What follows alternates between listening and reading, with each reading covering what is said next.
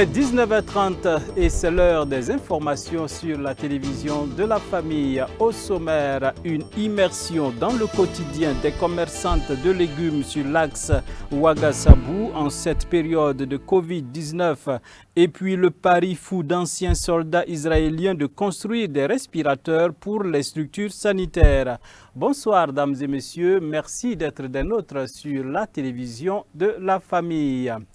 Tout d'abord, le gouvernement burkinabé a, au cours de son dernier conseil de ministres extraordinaire, revisité son plan de riposte dans le but de vaincre la pandémie de coronavirus qui ne cesse d'affecter le peuple burkinabé. Cette rencontre a été une occasion pour le gouvernement de faire un point de l'économie du pays fortement impactée par le Covid-19 ainsi que des grâces accordées à certains prisonniers. C'est en présence d'Antoinette Bénon et Gédéon Tapsova. La propagation du coronavirus au Burkina Faso, malgré les mesures prises par le gouvernement, devient très inquiétante. Sur 13 régions, 8 sont touchées. Cette situation alarmante a contraint le gouvernement à revisiter son plan de riposte pour mieux affronter le Covid-19. Ce réaménagement a été fait au cours du Conseil des ministres. Le plan de riposte a été révisé pour prendre en compte essentiellement 4 points qui sont déterminants au niveau de la riposte pour éviter ce pic des 7000 cas graves qui pourraient intervenir fin avril, début mai si rien n'est fait. Il s'agit donc de la sécurisation des personnels de santé. Trouver les moyens pour que le personnel de santé soit en situation de travailler afin justement d'être l'acteur premier de la lutte contre cette pandémie. Le deuxième point, c'est le renforcement des dispositifs de prise en charge, tant au niveau de ceux qui existent déjà à Ouagayabobo qu'au niveau des CHR. Le quatrième point, c'est la disponibilisation des kits de tests et des réactifs de façon continuelle pour qu'il n'y ait pas de rupture. Le quatrième point plutôt, c'est maintenant la multiplication des centres de dépistage pour justement permettre la prise en compte de tout le monde et pouvoir freiner cette pandémie-là. Toujours au titre donc du ministère de la réponse sur le Covid, nous avons donc fait au titre du ministère de la Santé et du ministère de l'Économie et des Finances le point de la collecte et la gestion des ressources dans la lutte contre le Covid-19. Le gouvernement voudrait saluer l'ensemble des partenaires techniques et financiers qui participent. Également, féliciter les populations et les acteurs, qu'ils soient au niveau personnel ou au niveau d'entreprises constituées, pour la mobilisation qui est constatée. À ce titre-là, donc, 2 comptes ont été ouverts.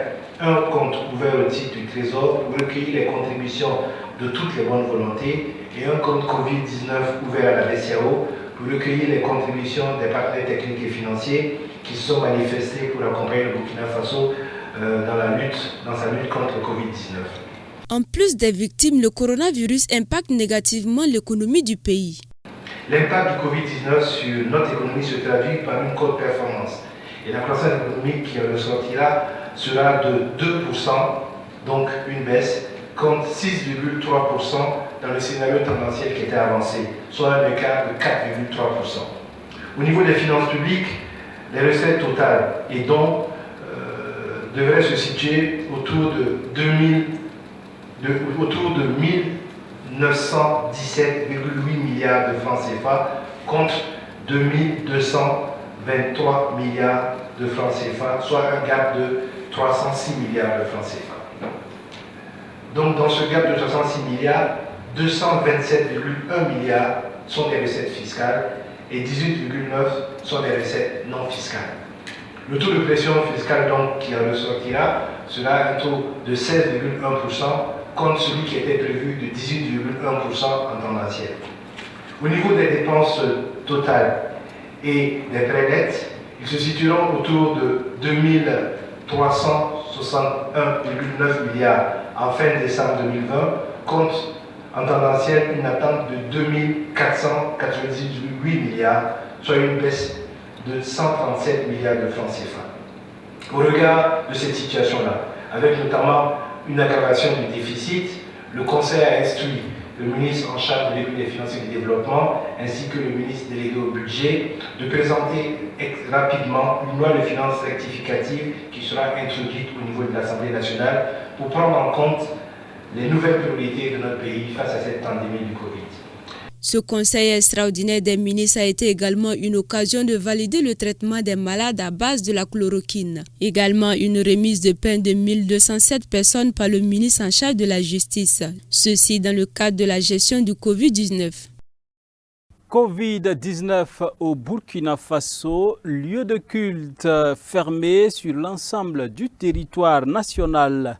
Eh bien, la ville de Koudougou, chef-lieu de la province du Burkina, également marche au pas. Constat à l'église centrale des Assemblées de Dieu de Koudougou, fait par notre équipe de reportage hier dimanche. Et c'était bien sûr Jonas Tondé et Delphine Banissi. Ils signent ce reportage. Dimanche, jour de culte à l'église centrale des Assemblées de Dieu de Koudougou, s'est rideau baissé pour raison de Covid-19. À l'instar des autres églises de la Femée, le pasteur principal de ce temple indique que des mesures ont été prises afin de suivre la vie spirituelle des fidèles, même si rassemblement il n'y a plus. Pour pouvoir maintenir nos membres par rapport aux directives que le gouvernement a données, et par rapport aux directives de notre Église également, nous avons décidé que les membres obéissent à ces directives-là. Néanmoins, la prière ne peut pas être annulée. Donc nous avons constitué des petites cellules de moins de 50 personnes. Et c'est dans ces cellules que les membres se rencontrent dans les quartiers et ils continuent à méditer la parole de Dieu, ils continuent à prier et à demander la grâce du Seigneur. Je crois que nous avons en tout 12 cellules qui fonctionnent bien et chaque dimanche, je fais le tour pour pouvoir visiter ces cellules et également donner des orientations. Des cellules de maison, nous en avons constaté chez le président régional des Assemblées de Dieu de Koudougou. Arrivé aux environs de 10 heures, c'était la conclusion de l'exhortation apportée par le chef de famille, le pasteur Kwala. Une exhortation tirée du chapitre 5 de l'épître de Paul aux Romains et qui invite à l'assistance à parfaire sa relation avec Dieu, car selon l'orateur, cette période de confinement ou de quarantaine serait bénéfique si l'on saisissait l'opportunité de passer ce temps avec sa famille, mais aussi avec Dieu. Je crois qu'en pareille circonstance, cela est une opportunité pour que nous puissions encore raffermir notre foi. Car en petit nombre, on grandit mieux, on se comprend mieux. Et lorsque nous avons en tout cas initié les cellules de prière dans les maisons, il y en a qui ont trouvé que ce sont des occasions de faire ce qu'ils veulent, de ne même pas s'intéresser encore à ces rencontres-là, parce que pour eux, c'est une belle occasion de fuir l'Église. Je crois que celui qui fait cela ne comprend pas l'engagement sincère de sa foi. Il ne s'est pas réellement engagé, il suit des gens, mais pas Christ. Mais je crois qu'à tous les niveaux, nous voulons dire seulement que ce problème que nous sommes en train de vivre actuellement là, je trouve que c'est une opportunité pour que l'Église puisse encore être mieux réveillée, pour que les chrétiens puissent encore mieux s'approcher.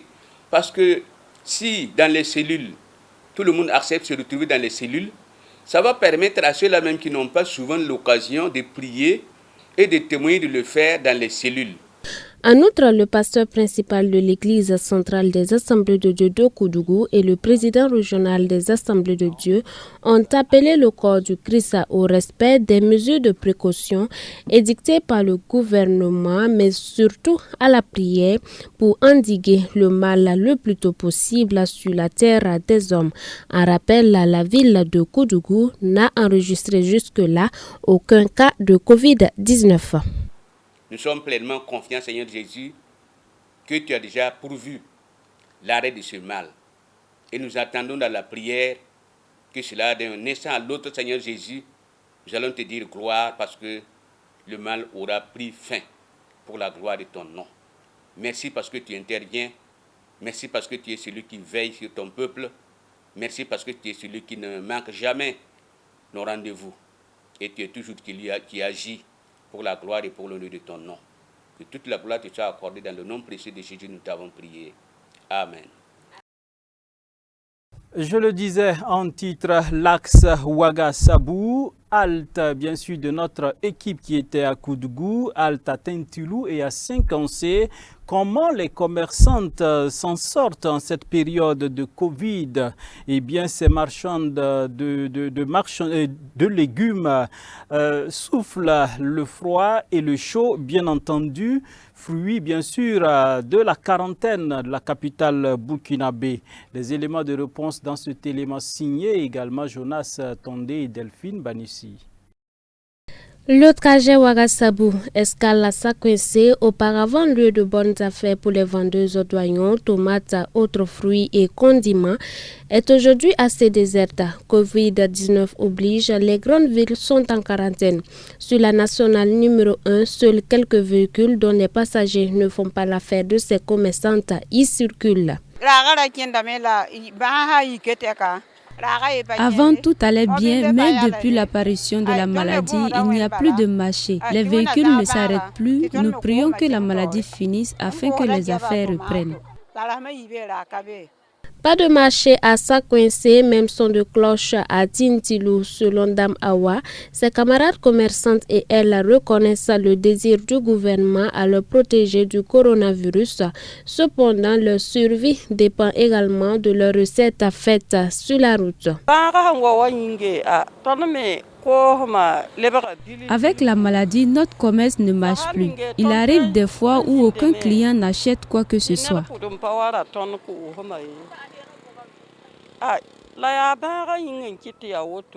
Des mesures de précaution contre le Covid-19 saluées par ces braves dames, bien que cela ne leur soit pas salutaire économiquement.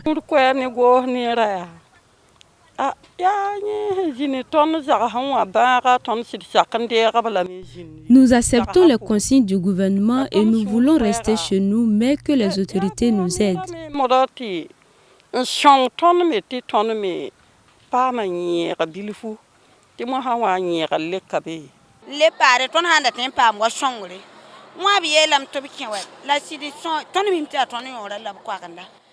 Nous demandons de l'aide. Nous savons que le gouvernement veut nous préserver de la maladie, mais étant à la maison, c'est pas facile. Nous avons des enfants et des charges. Si nous avons du soutien, nous resterons, car étant sur la route, nous pouvons même contracter la maladie à travers un client. Mais comment allons-nous faire?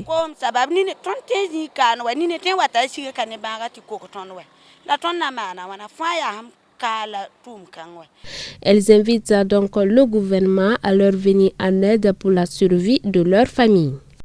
Le président du conseil régional du centre offre des kits sanitaires et des vivres d'une valeur de 5 millions de francs CFA au personnel soignant et aux commerçants. Deux corps durement touchés par la pandémie de la maladie du nouveau coronavirus. Les précisions avec Odette Zouangena et Gédion Tapsoba. Les Burkinabés veulent battre à plate couture le coronavirus. Cette victoire anticipée découle de la solidarité de chaque fille et fils du pays. C'est le cas de Moussa Sawadogo vivant en Chine qui a offert 32 000 masques d'une valeur de plus de 6 millions de francs CFA au ministère de la Santé pour vaincre le Covid-19. Et cela en signe de solidarité. Cette promesse faite au ministère de la Santé quelques jours avant a été respectée. C'est un plaisir pour moi d'apporter mon soutien aux Burkinabés, à la population burkinabé. C'est d'une épidémie, la coronavirus, le Covid-19, qui se propage actuellement dans mon pays. Le ministère de la Santé salue ce geste qui rappelle que les Burkinabés, bien qu'éloignés, restent patriotes, surtout en ces moments difficiles, et encourage tous ceux de la diaspora à apporter leur pied en ce qui concerne l'éradication du coronavirus au Burkina Faso. C'est un geste qui vient après nous. Parce que vous savez que depuis un certain temps, notre pays, à l'instar d'autres pays, est en train de lutter contre le Covid-19. Il nous faut des moyens, c'est une situation qui nous est tombée dessus comme ça. On n'était pas préparés. Mais on est obligé de nous organiser pour faire face à cela. C'est le lieu ici aussi de lancer un appel à tous nos compatriotes de l'extérieur, à l'instar de ceux qui sont à l'intérieur, pour que chacun apporte sa contribution, pour que nous puissions vaincre vraiment l'épidémie, j'allais dire la pandémie, qui aujourd'hui est une préoccupation majeure dans beaucoup de pays. Notons que c'est une partie du don qui a été offert au ministère de la Santé. L'autre partie qui est en route sera également composée de matériels médicaux dont la valeur est plus de 27 millions de francs CFA. N'oublions pas qu'en cette période de crise sanitaire, le Burkina Faso a jeté tout son poids dans la balance en vue de limiter la propagation du coronavirus qui se montre imbattable. La page internationale de cette édition, avec près de 1600 cas de Covid-19 recensés, dont 9 morts, l'Afrique du Sud est le pays le plus touché du continent africain. Les autorités s'inquiètent en particulier de la situation dans les townships où l'épidémie pourrait se répandre plus rapidement. Suivez. Questionnaire en poche et kit de dépistage à la main, ces infirmières en combinaison bleue sont les soldats de l'Afrique du Sud. Leur but, débusquer le coronavirus au cœur des townships. It's our job and we are willing to go through miles in helping our community. We are taking precaution because we are also human beings, but we are willing to go to the community. Ici, la population pauvre est très exposée. Les habitants vivent pour la plupart dans des taudis où l'accès à l'eau courante est loin d'être généralisé. Alors l'arrivée des premiers cas de Covid-19 dans ces quartiers inquiète les autorités qui ont lancé cette campagne de dépistage. So we trying to, conscientize our people because some of them don't understand the quarantine. This has never happened in South Africa, so it's a new thing to most of the people. Le coronavirus n'a pour l'heure contaminé que 1585 personnes et fait 9 morts en Afrique du Sud. Mais les autorités craignent que ce ne soit que le calme avant la tempête.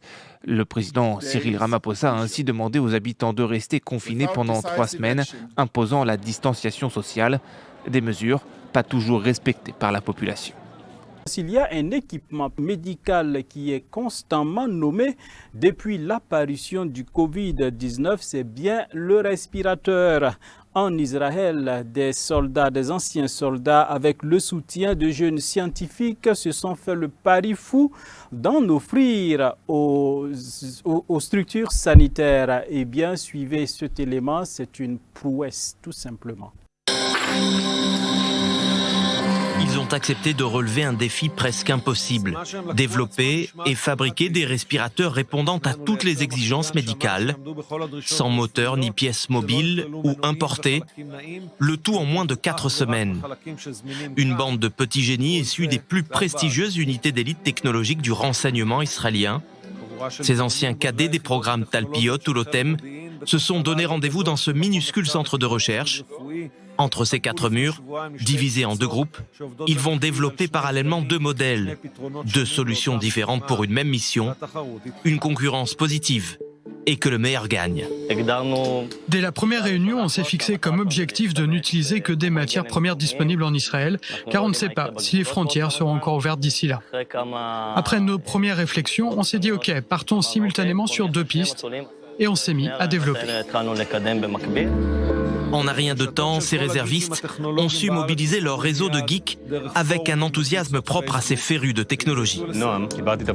Mon ami Noam m'a appelé, il m'a parlé du projet, il m'a dit « Viens jeter un coup d'œil, tu ne seras pas déçu ». J'ai été séduit tout de suite et depuis je suis là tous les jours jusqu'à 1h ou 2h du mat'.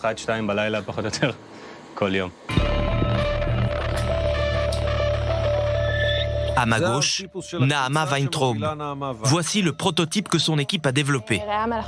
Ce que vous voyez ici, c'est un poumon artificiel qui simule le fonctionnement d'un vrai poumon. On est en contact très étroit avec les médecins pour comprendre quel est le niveau d'humidité requis, le niveau de sécurité, tout cela pour pouvoir répondre aux besoins des malades.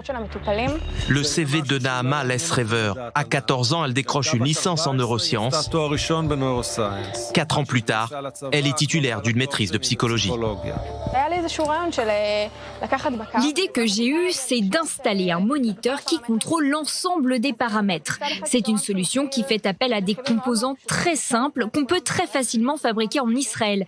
Il présente aussi l'avantage de n'avoir que très peu de systèmes mobiles et donc il est très peu onéreux. À ma droite, voici Rodney. Son équipe a choisi une toute autre piste de réflexion, mais tout aussi géniale de par sa simplicité. Si la machine de Nahama mesure le débit, celle de Rodney s'intéresse au volume d'air.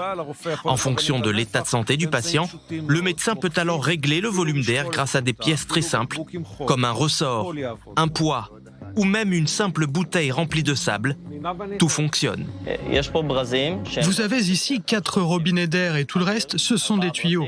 Ça, c'est un capteur de pression et un simple sac que l'on peut fabriquer en très grande quantité, jusqu'à 40 000 en quelques jours. Les services de réanimation sont-ils prêts à intégrer ce type de respirateur improvisé? Auront-ils seulement le choix en cas de pénurie? Fabriquer un respirateur, c'est un travail complexe qui demande beaucoup d'expérience. Les alarmes, la sécurité. Nous ne voulons pas utiliser des machines improvisées pour les malades sévères parce que nous voulons leur donner toutes les chances de guérir. En revanche, on peut tout à fait les utiliser pour les malades en situation stable, pour libérer nos respirateurs pour ceux qui en ont le plus besoin. C'est le scénario sur lequel nous travaillons. Dans quelques jours, il faudra trancher. Qui de Nahama ou de Rodney remportera ce match pour la vie?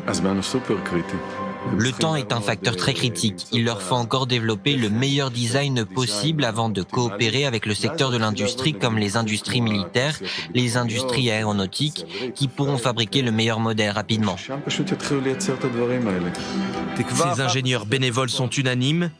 Ils partagent tous le même espoir, pourvu qu'Israël n'ait jamais besoin de leur dernière trouvaille. Dames et messieurs, nous mettons ici un terme à ce journal. On se souhaite une excellente soirée en compagnie des programmes de la télévision de la famille. Bonsoir chez vous et bien sûr, tout en observant les règles de sécurité, voilà, pour empêcher bien sûr Covid-19 d'atteindre nos maisons, nos familles, nos parents. Que Dieu vraiment nous bénisse en cette période. Bonsoir chez vous.